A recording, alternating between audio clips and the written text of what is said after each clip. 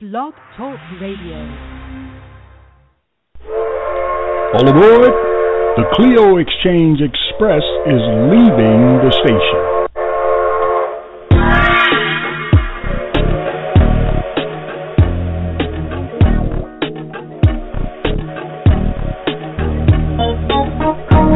Welcome to the Clio Exchange Express, a conversation about the past, present, and future. A lively discussion between friends, family, pundits, personalities, and potentates, if necessary, in order to teach and learn something new. So sit back, relax, and enjoy the hour. Let's go to the show already in progress.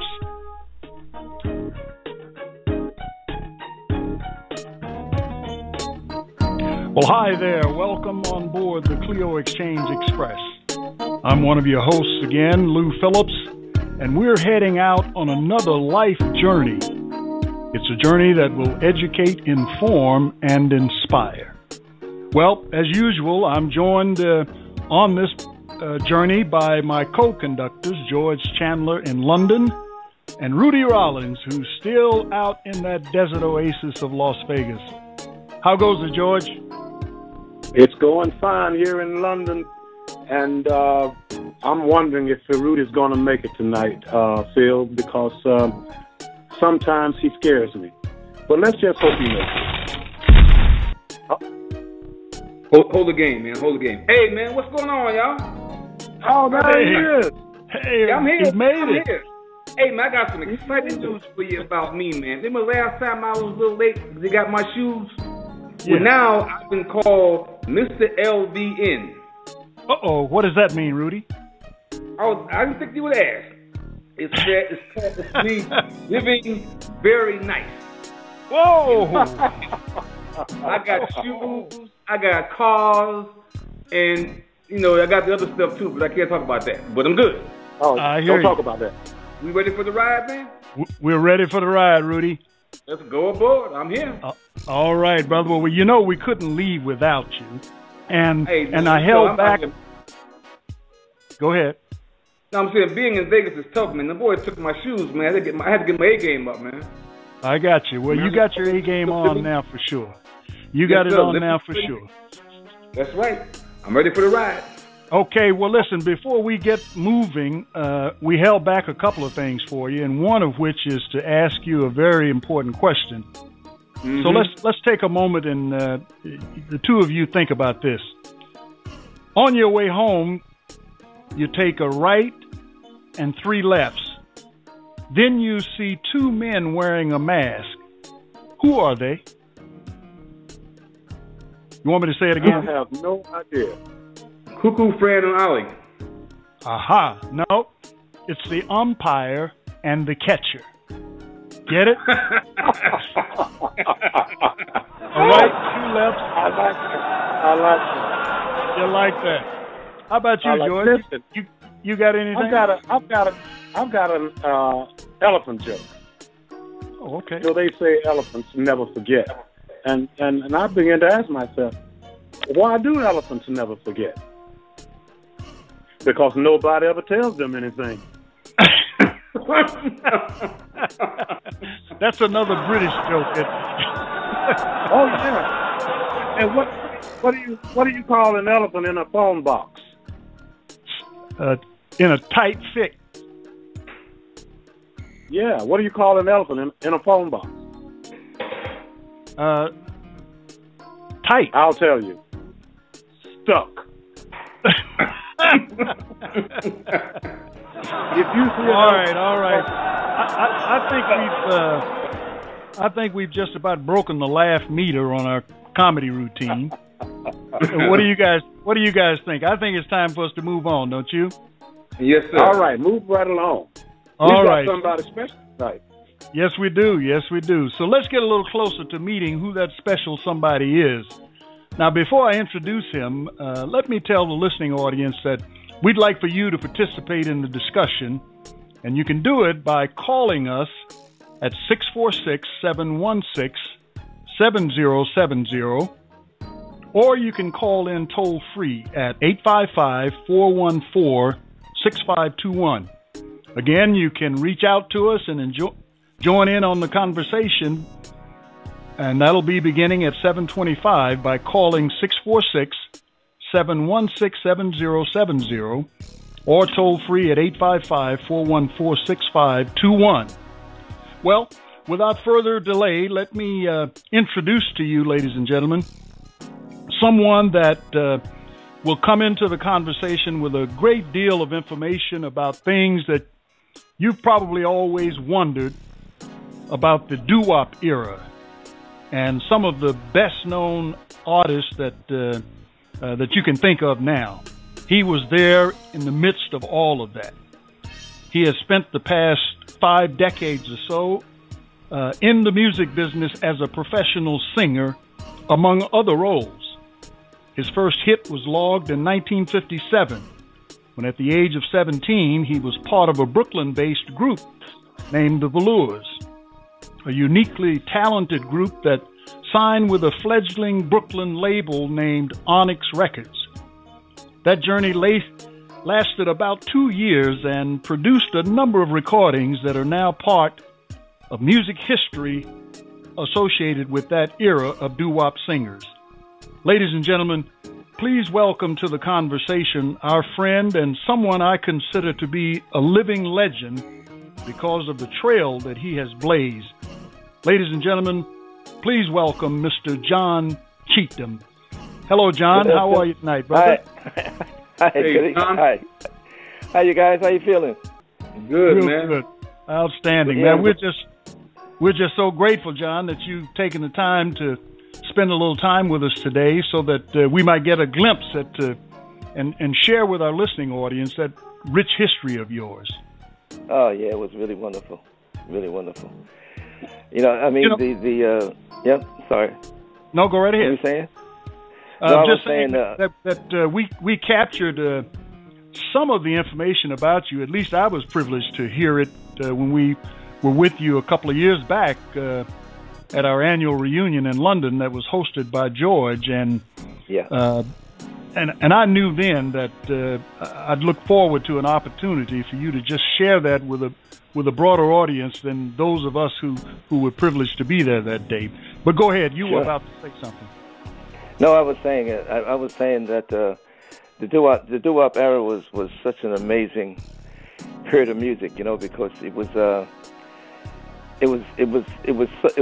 such simple music, you know, and even though it seemed simple, it was hard. I mean, you know, because I mean, back in those days, you know, every group had its own identity, you know, and you knew who everybody was, and of course in Brooklyn there was a group at every corner, and Manhattan, and in the Bronx, you know, of course in New York was the hub, you know, of doo-wop music. Yeah. Well, you know, and I can just imagine that New York, probably more so than any place else, represented that whole image of folks standing on the street corner, harmonizing and trying to get themselves together to go out and perform. And then also, I understand that there were a lot of entrepreneurs trying to get record labels started in Brooklyn. When you think of that period, what stands out most in your mind, John? The fact that we were young, and we were young and we were ambitious. Mm-hmm. You know, we wanted. You know, I mean, I was. You know, when I first started my first group, I was 14. And yeah, because what happened was, my mother took me to my mother used to go, her girlfriend used to go to the Apollo, and they took me. When I was 8 years old, they took me. She went to see Billy Eckstine. Okay. And she took me with her, and on the show with Billy Eckstine was Ink Spots. And when I heard Bill Kenny, the lead singer, when I heard him sing, I looked at my mother. And said, "Mom, you blew it, because that's what I'm doing the rest of my life. That is it right there." Now, John, this is George. Yeah. It's amazing you should mention Bill Kenny, because he was such a huge influence on the generation that came after. Oh yeah. Oh, without a doubt. Yeah. I mean, those singers like Clyde McFadden, Little Willie John, all of those singers were very influenced by him.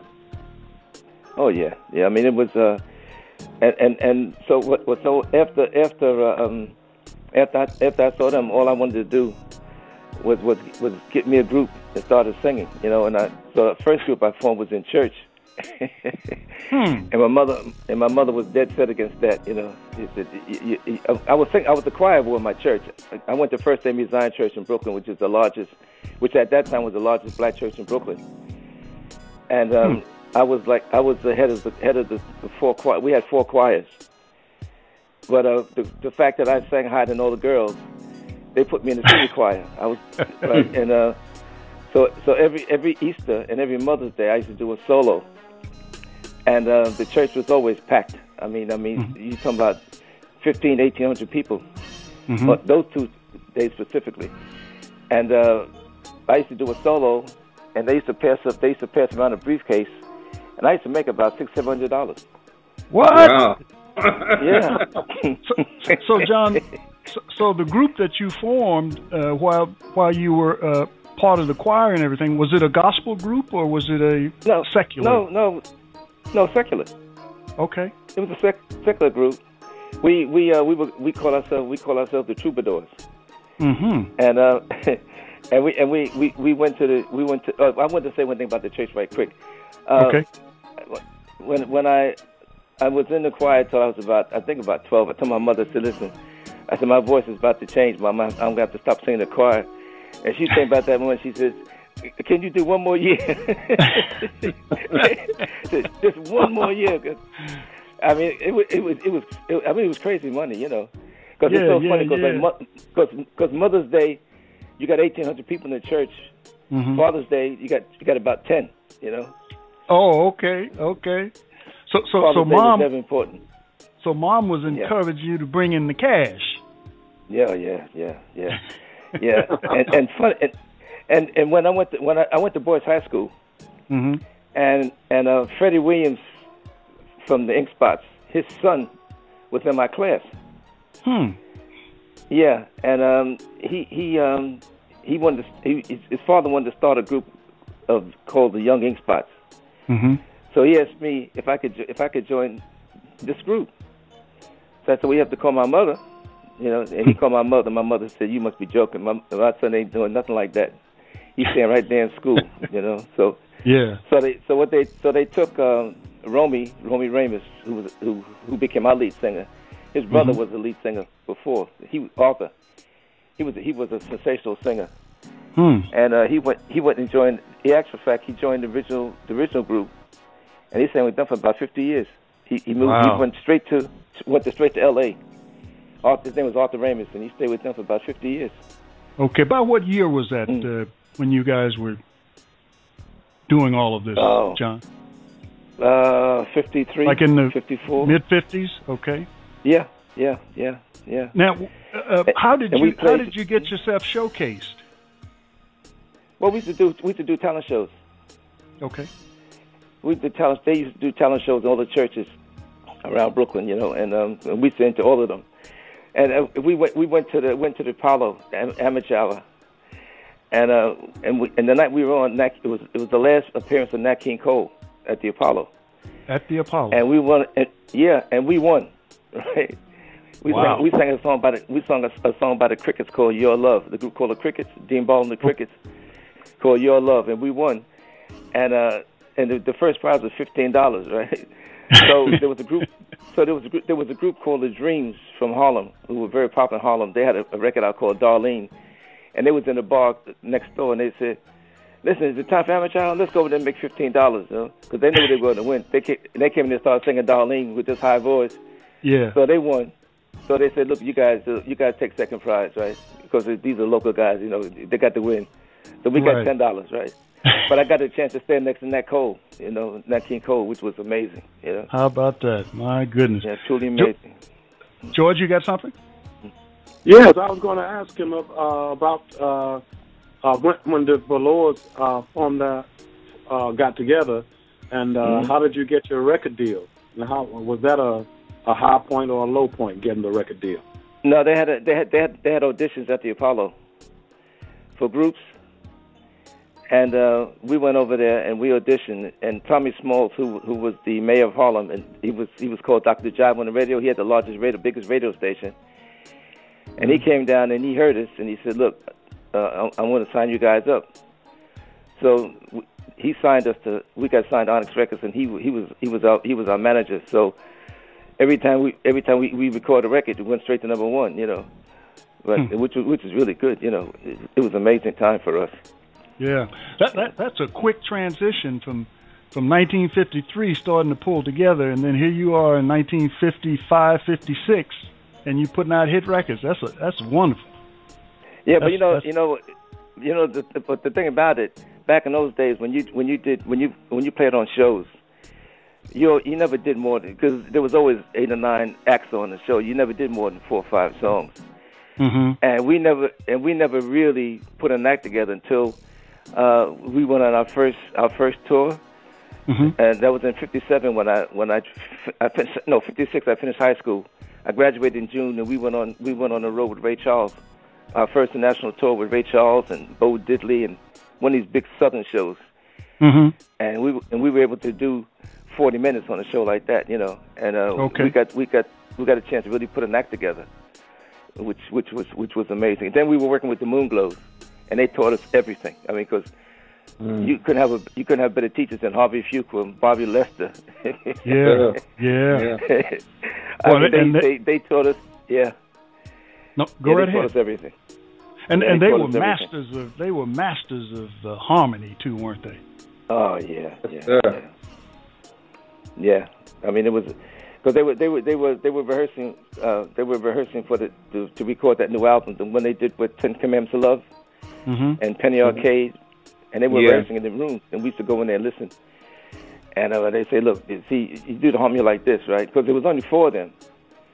And you know how the bass singer would go up and sing baritone and then go back down to bass, and how the first tenor and the second tenor, you know, could blend. The lead singer, if he's not singing lead, he would blend in the harmony.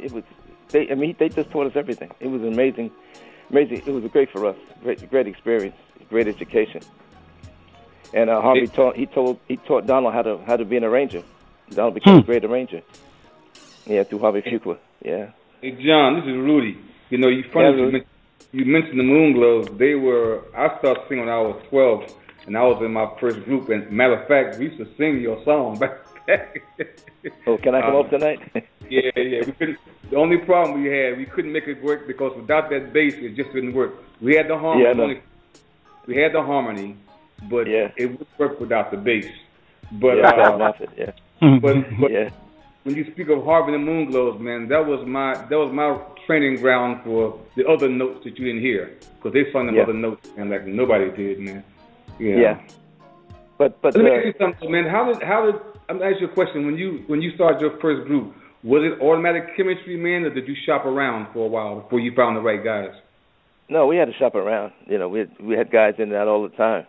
You know, because the thing about it is the fact that I was in high school and I was in a choir and the chorus in high school, and then I sang in the New York Soul City High School. I was the only black guy in 1952. I sang in the New York Old City High School chorus, and I sang with the Sopranos.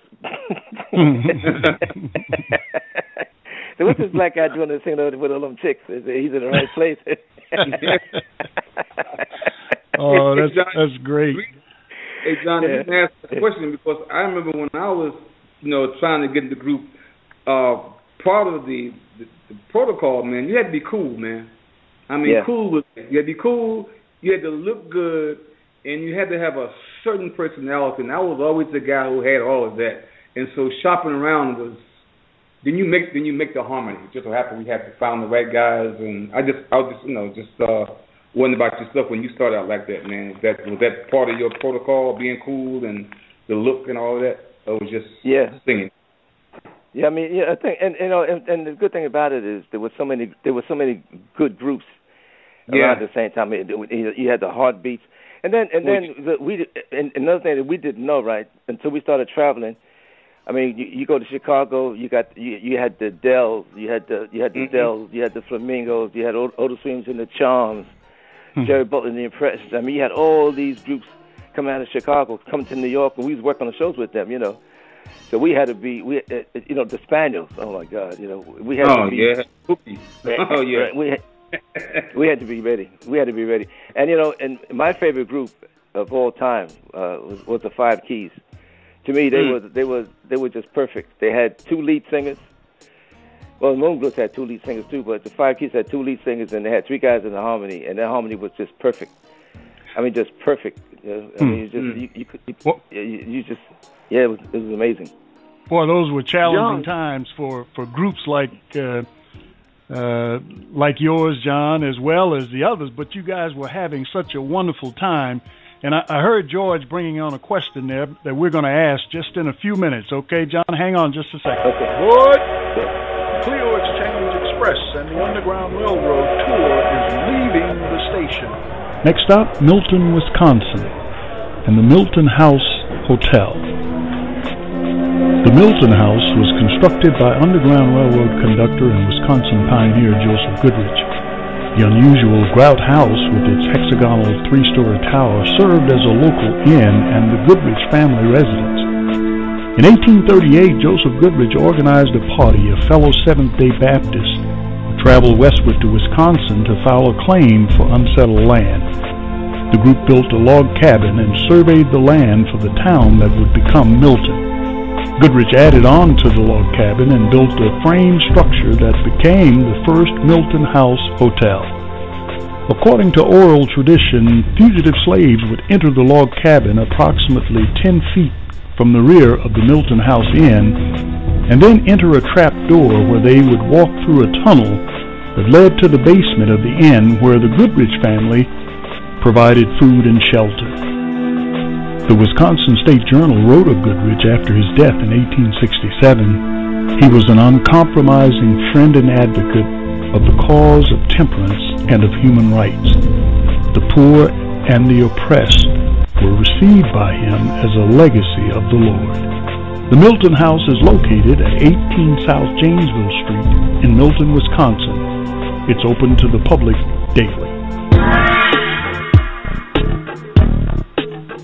Okay, we're back now. And George, you had a question you were about to ask?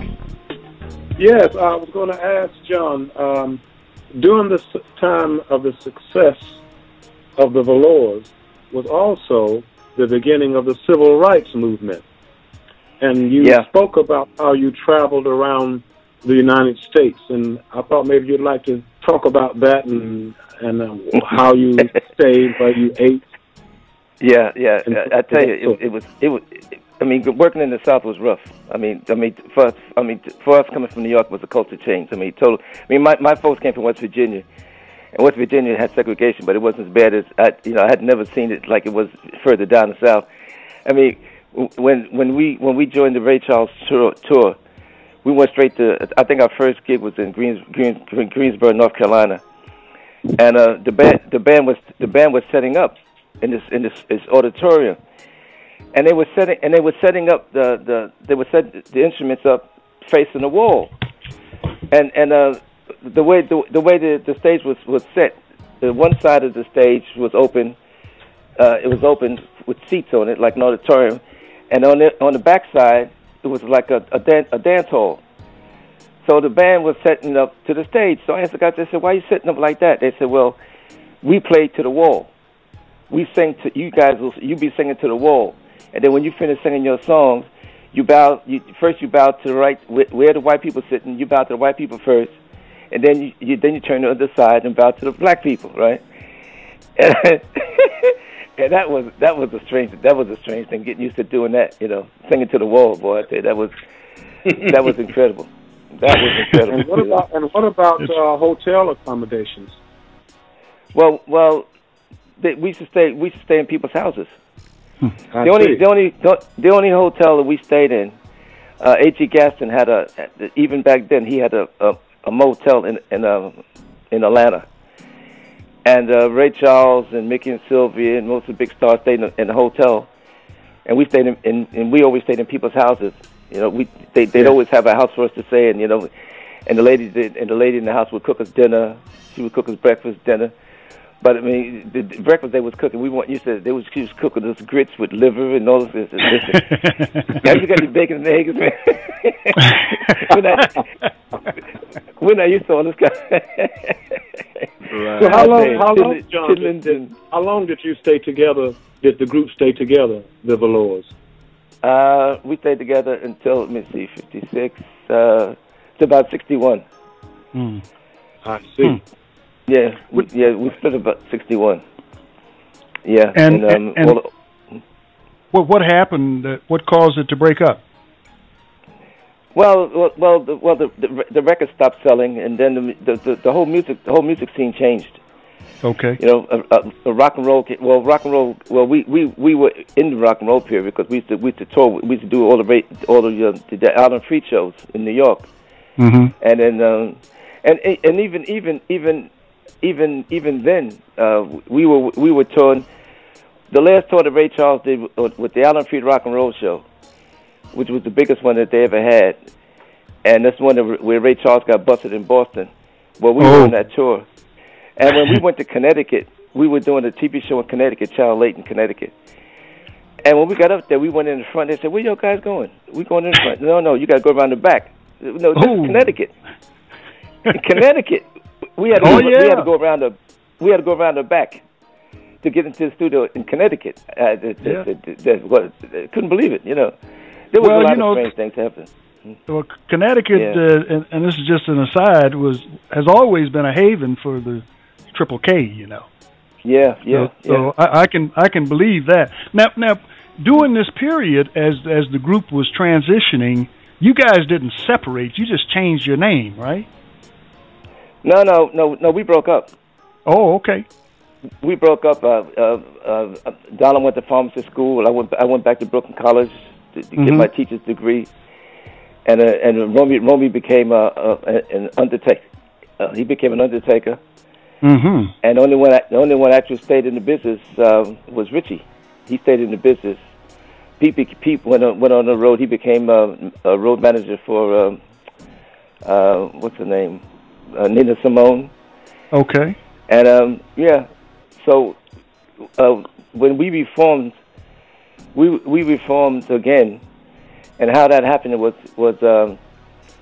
Little Anthony Imperials. You know, I was there when they first started. I was like, they were little kids, you know, to us. Right. And anytime they had any decent singers, we used to go down there to Fort Greene Projects, and if they had any good singers down there, we would just take them and put them in our group. Okay. And you get them early. Yeah. And so I was their vocal coach for years, and when they broke up the first time, and then around the same time we did, but when they reformed, they called me up and asked me if I wanted to join the group. Mm-hmm. And I said, "Listen, I'm retired. I'm married. I'm teaching school. I'm out of show business." And I heard a going out of my head, and I think I'm going out. I said, "Oh no." No. I got to come back. I said, if some next person asks me something like that, that's it, finished, right? And and then I kept getting these offers to join these groups, and these groups were getting, were hitting again, you know. Mm-hmm. And I said, no. And then Glass Knight and the Pips, who I met when we were in Detroit on a Mickey Shaw show with Fats Domino. Mm-hmm. And we were backstage, and this group came back and knocked on our door and said, "Hello, can we come in?" And it was Glass Knight and the Pips when they were like, I think about 15, 16. Wow. And they came in and said, "No, we're the Pips, you know, and we just want to say you guys are great, and we hope we can be as big as you guys one day." It wasn't long before I heard "Give It Up," and when they started having those hit records, I said, "Wow, they were amazing."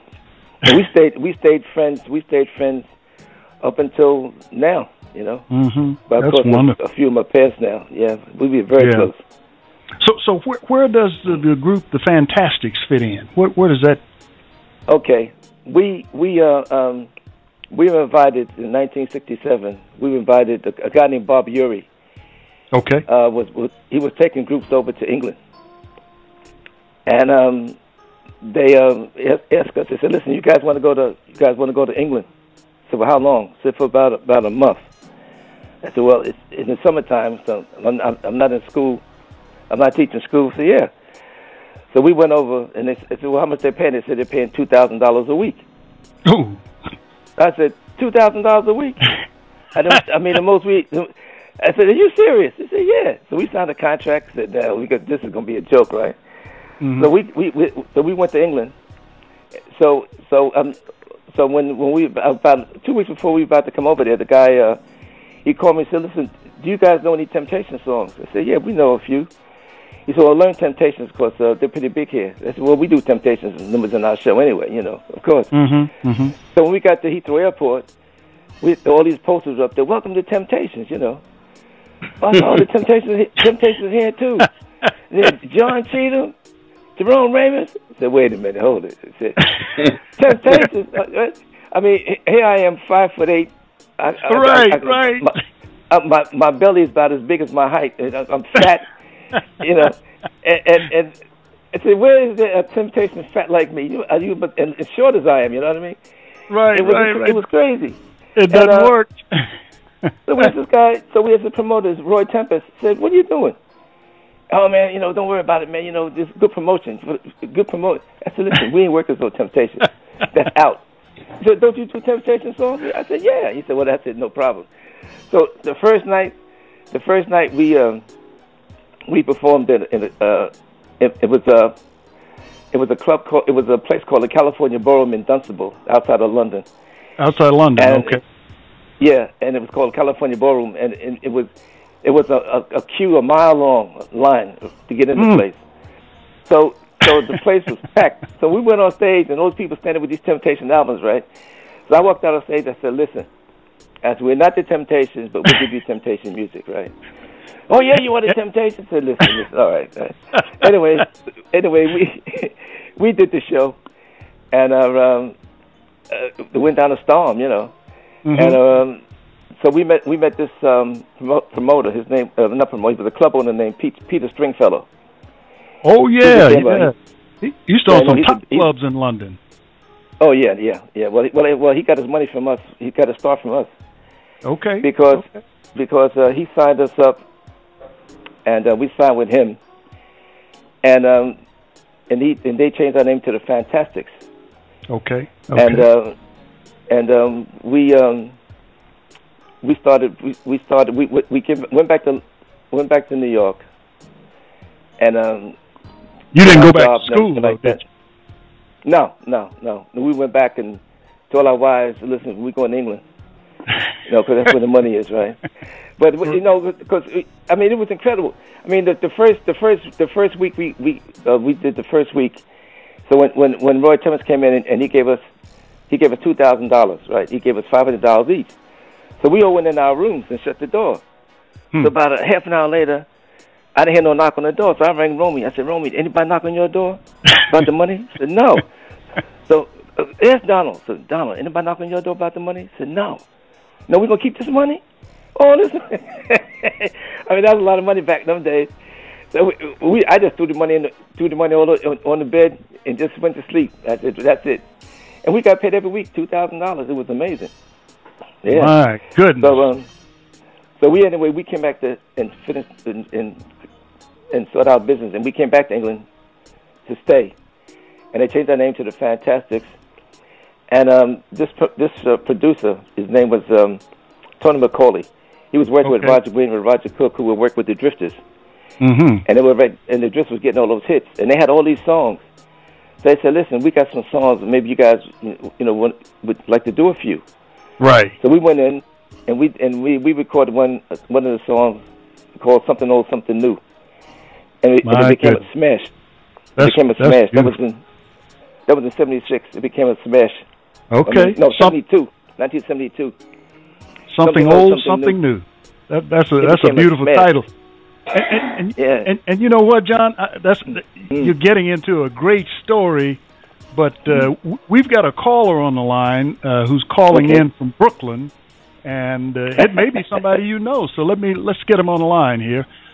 Okay. Jonathan, you on the line? Yes, I am. Hi, Lou. First of all, let me just say how much I enjoy your show. It's great to listen to radio on my computer. Beautiful. We're glad you called in, Jonathan. What's your question? Actually, John, I have 2 quick questions. Yeah. After 35 years of singing, are you just as excited as you were back in the 50s and 60s? And the second question is, what's it going to take to get you to perform in Brooklyn? Well, we performed in with the 2004. We did the PBS. We did a PBS show in Jersey. With they flew us over. I live in London now. Me and Donald, and they flew us back to the States.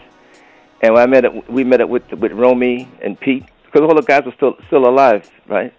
And they hadn't worked in about 40 years, you know.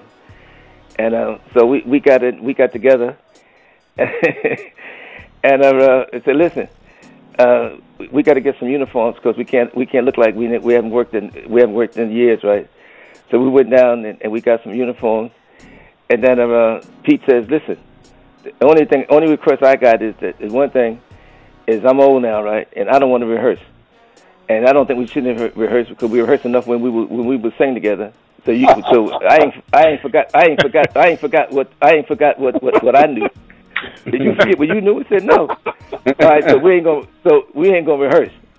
Oh my God, right? So when we went down to the theater to rehearse with the band, right, with the orchestra. The guy said, "You guys ready?" I said, "I think so."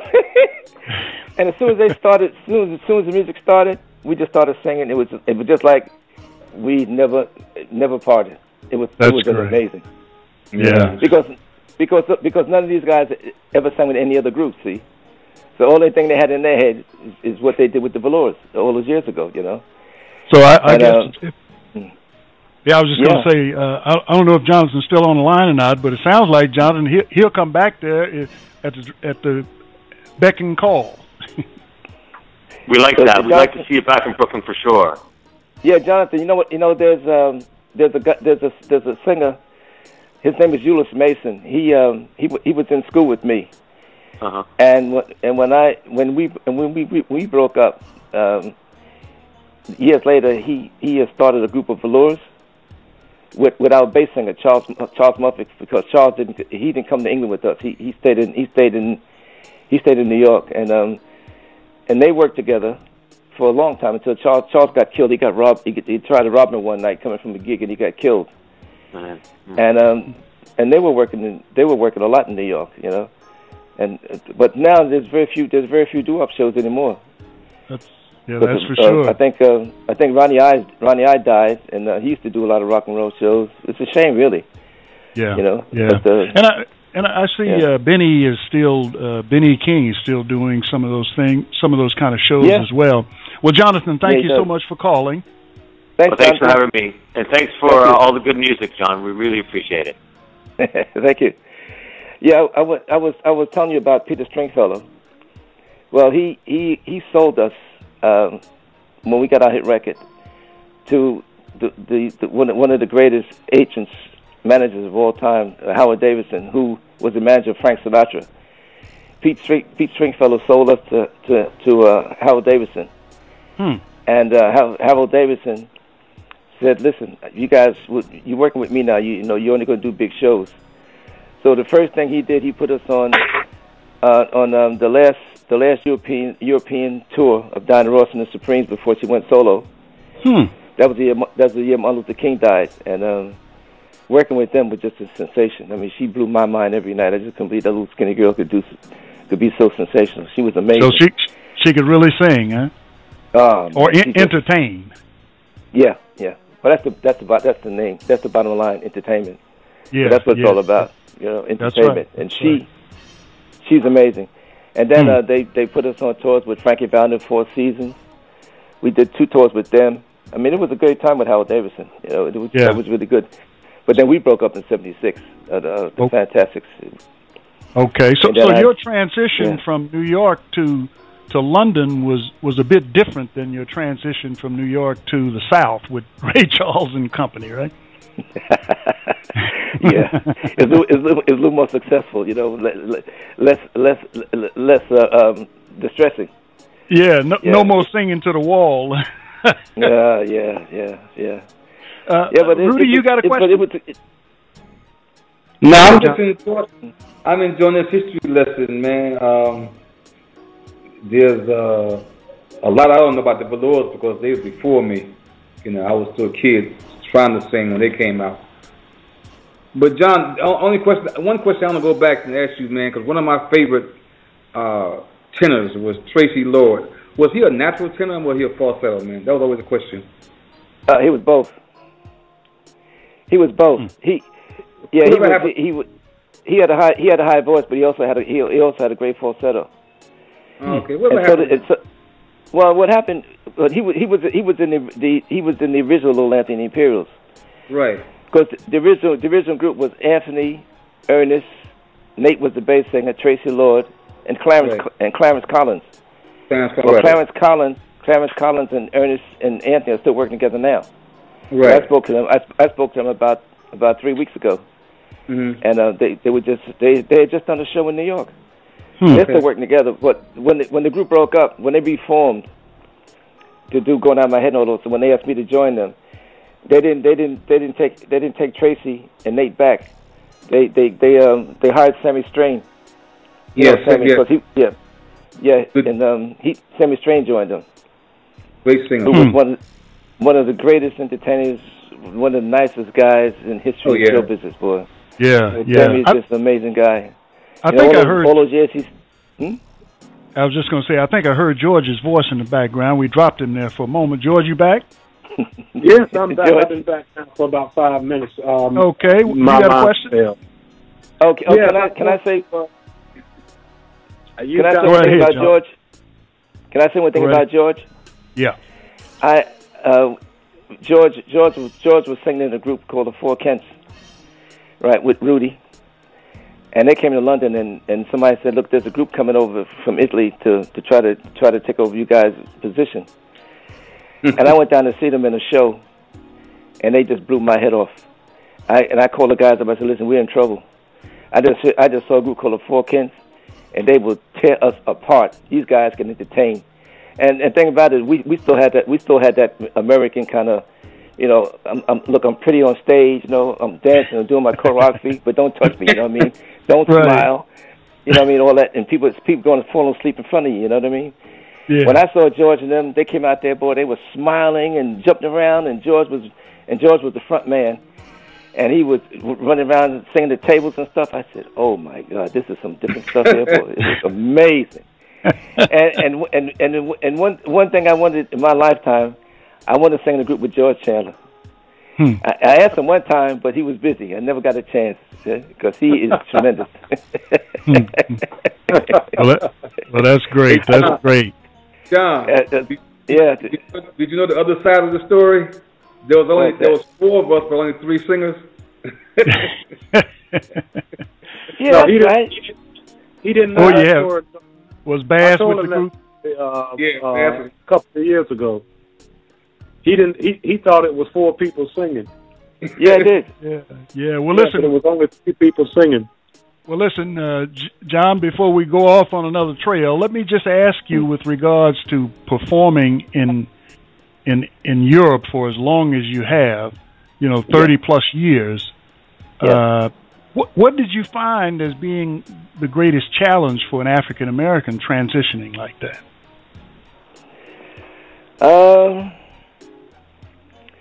Well, most countries that we tour the world, right? Mm-hmm. And I've been working with the Magic Sound of the Platters since 1984. Well, we hadn't got to that part yet, but we work everywhere because and we never have racial problems, things like that. Mm-hmm. I mean, how can I explain it? I mean, we toured South Africa twice. We opened up Sun City, mm-hmm. And of course, they had their apartheid down there, stuff like that, right? Right. And we worked through that. I mean, we used to go down and work in the townships, and refuse to work anywhere for white folks, right? And while we were working in the townships, and Ray Charles and Shirley Bassey and all these people working in these all these white places, they were getting blackballed by the UN. They said, well, what about them? They said, no, they're not doing that, you know. We used to refuse to work these places, you know, until they started. Then they started. I mean, I remember we integrated the Coliseum Theater. That's the most famous theater in Johannesburg. Okay. And we went in there, and we were the first ones. We said, if you want us in there, we want to see a mixed crowd, and they made sure they had all the black people sitting right in front where we could see them. Otherwise, we weren't going to perform. You know what I mean?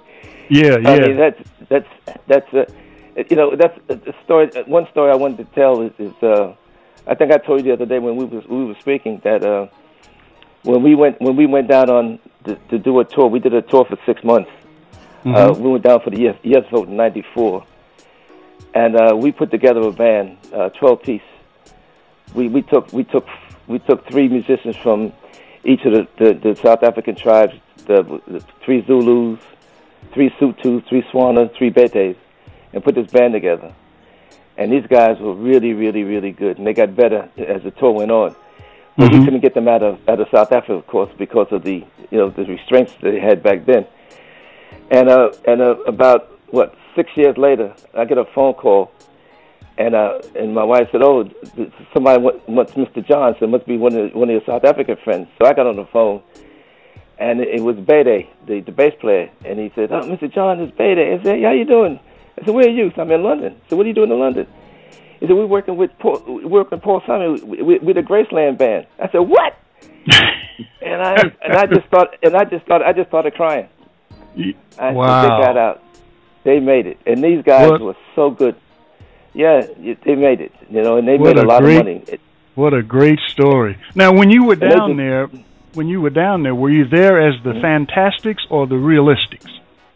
No, we went down first as the Realistics. Okay. And then we went back as the Platters the second time. We went down in 80, I think it's 84, 83, 84. No, 81. No, I'm sorry, it was 76. We went down there. Right. And then we went back in 94 as the Platters. Yeah. And it was amazing. I mean, hey, John. amazing, you know. Hey, John. Yeah. This is Rudy, man. You owe me some royalties, man, because that was the name of my first group, the Realistics, man. So you owe me some back pay on them, bro. I'll come to look me up. you know, the Realistics was a strange kind of group because when I left the Fantastics in '76, I put together this group, the Realistics. It was just 3 guys. It was just 3 of us. And we had I think we had 1 hit record in South Africa, a song called Pure Magic. But other than that, we used to work all through India, all through the Middle East, all over the place. But we were entertainers, you know. We could get on stage and we know how to entertain. Because with 3 guys, you have to entertain, you know, and you got to be tight. If you got just 2 fingers.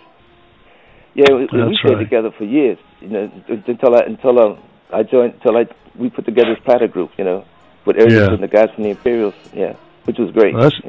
That's beautiful. Well, John, we're starting to wind down now, and as you and I talked last week when we were planning for this, you kind of said, man, there's no way to wrap 50 years of entertaining into a 1-hour show. So you're absolutely right. I have a question for you with regards to a period during the course of your career that you recall being at your lowest point. What is there any period that you shared with me an experience you guys had in South America that I thought might have been one of your lowest points? Oh, that was when our lead singer Tommy Smiley died. That's 2006. We had just had a concert and a TV show, and we came back to the hotel, and he died. He had a heart attack, and it was so distressing. I mean, it was horrible, you know. The first thing, as soon as they came to the hotel, first thing they see him laying there dead, and we were trying to revive him, and he kept getting colder and colder. So he's the guy, he can't be dead, you know. And we finally just said, okay, he's dead. And we had to go down to the coroner's office for 8 hours while they did it in an autopsy, and they put us through all kinds of stuff. But you know, they tested for drugs. There was no drugs. He had a heart attack. He had asthma. You know, Mexico City, the altitude was very thin, and it just wiped him out after a while. You know, he just couldn't take it. Yeah. And his heart gave out. So I came back. I just came back. When I came back to London, I just said that to my wife. I said, "That's it. That's it. I'm finished." She said, "Yeah, I heard that before." You know, because when I had my arthritis attack in 2004, we were on tour then, and I had a rheumatoid arthritis attack. I was in South America, and they called my wife and said, "Listen, you got to come get your husband because he can't work anymore. He's crippled." And I called her and said, "Listen, you bring your butt over here and mess with me." I said, "I'll knock you out. I'm fine. I'm in pain, but I can still work on stage." So I took all the stuffing out of my shoes because my feet were swollen, and I couldn't lift my arms up too high because of the pain. But I used to get out there on that stage, and the people used to look at me, "How's he doing that?" I was laughing and crying at the same time. I said, "But look, this is what I do." Yeah, this is my gig. Yeah, it's like I'm like George Burns. George Burns was 99. He said, "Listen, I'll be living to about 103 because I just signed a new 3-year contract for Vegas." You know what I mean? I'm like that. You know what I mean? I do. Now, what about the reverse of that? What is your high point? What can you point to as being the high point for you? Oh, wow. A lot of them, I'm sure. Wow. Oh boy, I had quite a few. Yeah, I know you've had a rich life. I think when we were number one, when we were number one, the VELOURS, when Can I Come Home Night went to number one, and we went to the Apollo as headliners. We were number one, and the Dells Overnight Night was number 2. Wow! And we met them, we met them in the street. They were walking down the street, and we thought they were a gang from Harlem because they had on these trench coats, right? Right. And we said, look, don't run, just walk, right? And as we got closer to them, they started smiling. So we said, "Hey, who you guys?" And we the Dells. "Hey, man, we the VELOURS, man. We number one. Yeah, we number 2." But then the charts came out the next night, and they were number 1. Okay. So yeah, payback. but we said, listen, we're gonna finish the week number 1, right? Because we started this week number 1. So we gonna stay number 1 for this whole week, right? And that's another relationship that lasted for all these years. And so, you know, the guys are dying off now. I mean, Marvin Jr. just died. I mean, there's only Chuck Verne and Mickey left. You know. Yeah. But well, this is great. That was one of my. I think, and until my mother came to see, because my mother refused. She refused for years. I'm not going to see that garbage. He didn't go to. He left the church. He grew his hair, got all that stuff in his hair. Look, don't go to church anymore. You know what I mean? I ain't going to. I don't want to see that stuff. So finally, when we went to number 1, they got her to come to the Platters to see us. That was my highlight. Yeah. Well, that's good. And you know, and the interesting thing you spoke about God and the fact that in our conversation you certainly acknowledge the fact that God has been present in your life all along, and that's probably from a praying mother, right? Oh yeah. I mean, I spent most of my youth, my life. I was a Scout master. I was in the Boy Scouts for years. Explorer Scout, Life Scout, Air Scout. Yeah, I did all those things. You know, I mean, that's a very important part of my life. I mean, people. I know sometimes people ask me. You know, they say, "Well, if you're singing, how can you be into God if you sing it?" I said, "Well, listen, my music inspires people.